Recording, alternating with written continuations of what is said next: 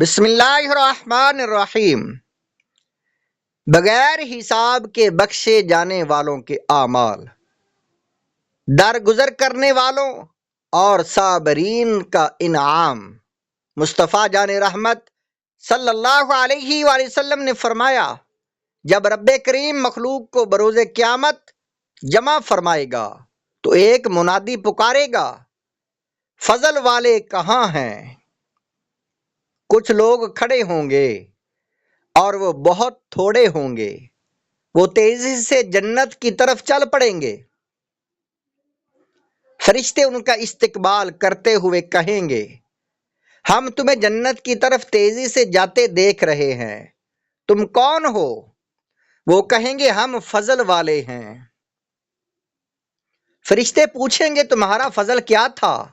تو وہ کہیں گے، جب ہم پر ظلم کیا جاتا تھا تو ہم صبر کرتے تھے، اور جب ہمارے ساتھ کوئی برائی سے پیش آتا تھا تو ہم درگزر سے کام لیتے تھے، اور جب ہم سے جاہلانہ سلوک کیا جاتا تو ہم برداشت سے کام لیتے تھے۔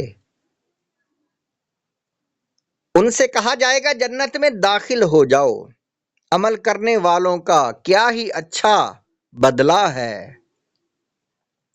پھر ایک منادی پکارے گا، صابرین کہاں ہیں؟ کچھ لوگ کھڑے ہوں گے جو بہت تھوڑے ہوں گے، وہ تیزی سے جنت کی طرف چل دیں گے۔ فرشتے ان کا استقبال کرتے ہوئے کہیں گے، ہم تمہیں تیزی سے جنت کی طرف جاتے دیکھ رہے ہیں، تم کون ہو؟ وہ کہیں گے، ہم صبر والے ہیں۔ فرشتے پوچھیں گے، تمہارا صبر کیا تھا؟ وہ کہیں گے، ہم اللہ پاک کی اطاعت پر اور اس کی نافرمانیوں پر صبر کرتے تھے، یعنی اطاعت پر قائم رہتے اور نافرمانیوں سے بچتے تھے۔ ان سے کہا جائے گا، جنت میں داخل ہو جاؤ، عمل کرنے والوں کا کیا ہی اچھا صلہ ہے۔ اللہ پاک کی خاطر محبت کرنے والے، وہ بھی بغیر حساب کے جنت میں جائیں گے۔ پھر ایک منادی پکارے گا، اللہ کریم کے لیے ایک دوسرے سے محبت کرنے والے کہاں ہیں؟ پھر تھوڑے سے لوگ کھڑے ہوں گے، وہ بھی تیزی سے جنت کی طرف چل پڑیں گے۔ فرشتے ان کا استقبال کرتے ہوئے کہیں گے، ہم تمہیں تیزی سے جنت کی طرف جاتے دیکھ رہے ہیں، تم کون ہو؟ وہ کہیں گے، ہم رب کریم کے لیے ایک دوسرے سے محبت کرتے تھے۔ فرشتے کہیں گے، تمہاری ایک دوسرے سے محبت کیسی تھی؟ تو وہ کہیں گے، ہم ایک دوسرے سے اللہ پاک ہی کے لیے محبت کرتے تھے، اسی کی خاطر ملاقات کرتے تھے، اور اسی کی خاطر ایک دوسرے سے نرمی سے پیش آتے تھے، اور اسی کے لیے ایک دوسرے پر خرچ کرتے تھے۔ فرشتے ان سے کہیں گے، جنت میں داخل ہو جاؤ، عمل کرنے والوں کا کیا ہی اچھا بدلہ ہے۔ رسول اللہ صلی اللہ علیہ وآلہ وسلم نے ارشاد فرمایا، اللہ کریم ان کے جنت میں داخل ہونے کے بعد حساب کتاب کے لیے میزان رکھے گا۔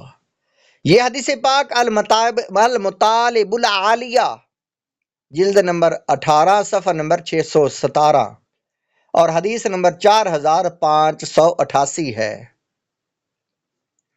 بے سبب بخش دے نہ پوچھ عمل، نام غفار ہے تیرا یا رب۔ جنت کی خوشخبری سنا دی۔ حضرت ابو ہریرہ رضی اللہ تعالیٰ عنہ بیان کرتے ہیں، ایک بیمار خاتون جن پر جنون کی کیفیت طاری ہوتی تھی، بارگاہ رسالت میں عرض گزار ہوئی، یا رسول اللہ صلی اللہ علیہ وآلہ وسلم، میرے حق میں دعا فرما دیں۔ ارشاد فرمایا، اگر تو چاہے تو میں تیرے لیے رب کریم کے حضور دعا کروں کہ وہ تجھے شفا دے، اور اگر چاہے تو صبر کر اور تجھ سے حساب نہ ہوگا۔ یہ سن کر اس نے عرض کی، اس عورت نے، کہ میں صبر کروں گی، مجھ سے کچھ حساب کتاب نہ لیا جائے۔ یہ حدیث پاک الاحسان بترتیب صحیح ابن حبان جلد نمبر 4 صفحہ نمبر 248، حدیث نمبر 2698۔ نبی ناؤں کے لیے خوشخبری۔ اللہ پاک کی عطا سے غیب کی خبریں بتانے والے پیارے اور آخری نبی صلی اللہ علیہ وآلہ وسلم نے ارشاد فرمایا، دین جانے کے بعد سب سے بڑی آزمائش جس میں بندے کو مبتلا کیا جائے وہ بینائی کا جانا ہے۔ پس جس نے صبر کیا یہاں تک کہ اسی حالت میں اللہ پاک سے ملاقات کا شرف پایا تو اس پر کوئی حساب نہیں ہوگا۔ مسند بزار جلد نمبر 10 صفحہ نمبر 244، حدیث نمبر 4342 ہے۔ حضرت علامہ علی قاری رحمۃ اللہ علیہ فرماتے ہیں، بعض روایات میں ایک آنکھ کی بنائی ختم ہونے پر بھی یہ فضیلت آئی ہے۔ آنکھوں کا خاص طور پر اس لیے ذکر کیا گیا کہ انسان کو اپنے حواس میں سے ان دونوں سے زیادہ اور کوئی چیز محبوب نہیں ہوتی۔ حبر الامہ یعنی امت کے بہت بڑے عالم حضرت عبداللہ بن عباس رضی اللہ تعالیٰ عنہما جب نبینا ہو گئے تو یہ شعر پڑھا کرتے تھے، ان یذہب اللہ من عینی نورہما ففی لسانی وقلبی للہدا نور۔ ترجمہ، اگر اللہ پاک میری آنکھوں کا نور لے گیا تو کیا ہوا، میری زبان اور دل میں تو ہدایت کا نور ہے۔ مرکات المفاتیح جلد نمبر 4 صفحہ نمبر 28، تحت الحدیث 1549۔ آنکھیں چلی جانا ناراضگی کا سبب نہیں۔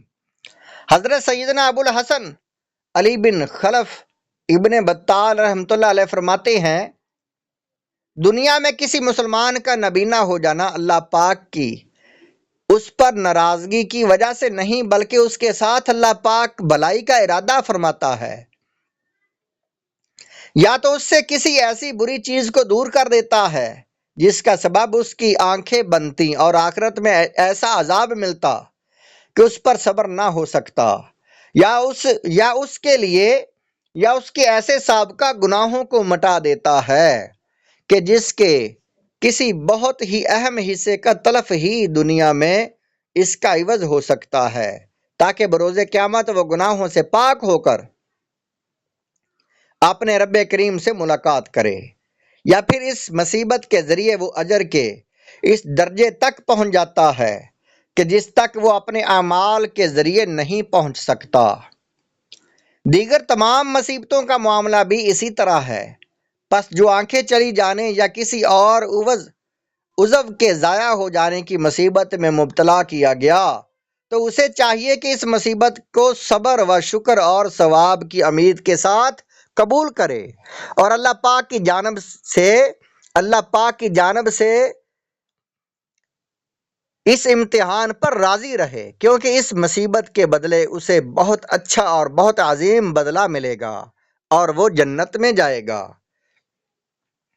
شرح صحیح بخاری لابن بطال جلد نمبر 9 صفحہ نمبر 377۔